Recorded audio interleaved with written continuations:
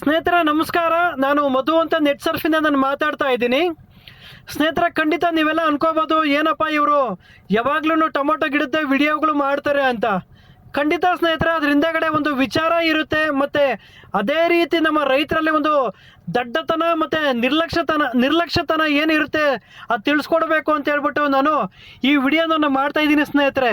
ಮತ್ತು ಸ್ನೇಹಿತರೆ, ತಮ್ಮಲ್ಲೊಂದು ಮನವಿ, ಆ ವಿಚಾರ ತಿಳಿಯೋಕ್ಕಿಂತ ಮುಂಚೆ ಯಾರೆಲ್ಲ ನಮ್ಮ ಯೂಟ್ಯೂಬ್ ಚಾನಲ್ ನೀವು ನೋಡ್ತಾ ಇದ್ದೀರಾ, ಆದಷ್ಟು ನಮ್ಮ ವಿಡಿಯೋಸ್ನ ನೀವು ಸಬ್ಸ್ಕ್ರೈಬ್ ಮಾಡಿ ಮತ್ತು ಆದಷ್ಟು ಶೇರ್ ಮಾಡಿ ಅಂತ ನಾನು ವಿನಂತಿ ಮಾಡ್ಕೊತೀನಿ ಸ್ನೇಹಿತರೆ. ವಿಚಾರ ಏನಪ್ಪ ಅಂದರೆ, ಮೊದಲಿಗೆ ನಾವು ನಮ್ಮ ರೈತ ಹತ್ರ ಹೋದ್ವಿ ಮತ್ತು ಮನವಿ ಮಾಡ್ಕೊಂಡ್ವಿ, ನಮ್ಮ ನೆಟ್ಸರ್ ಪ್ರಾಡಕ್ಟ್ ನೀವು ಬಳಕೆ ಮಾಡಿರಿ ಅಂತ ಹೇಳ್ಬಿಟ್ಟು.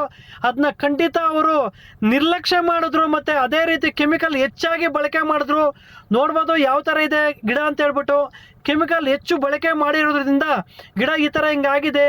ಒಂದು ಗಿಡ ಎಲ್ಲ ಅಂತ ಒಂಥರ ಬಿಳಿ ಬಣ್ಣ, ಮತ್ತು ಕಾಯೆಲ್ಲ ಒಂಥರ ಬಿಳಿ, ಮತ್ತು ಅದೇ ರೀತಿ ಕಾಯಿ ಕೂಡ ಹಣ್ಣಾಗಿದೆ. ಮತ್ತು ಒಂದು 2 ಮತ್ತು 3 ಒಂದು 5 ಕೊಯ್ಲು ಅಂದರೆ ಹೆಚ್ಚು ಅನ್ಬೋದು. ಕಂಪ್ಲೀಟ್ ಕಾಯೆಲ್ಲ ಖಾಲಿ ಆಗುತ್ತೆ, ಮತ್ತು ಹಾಕಿರೋ ಬಂಡವಾಳ ಕೂಡ ಭಾರಿ ನಷ್ಟ ಆಗುತ್ತೆ. ಮತ್ತು ರೈತರಲ್ಲಿ ನಾನು ಕೇಳ್ಕೊಳ್ಳೋದು ಏನಂದರೆ, ನಿರ್ಲಕ್ಷ್ಯತನ ಬೇಡ.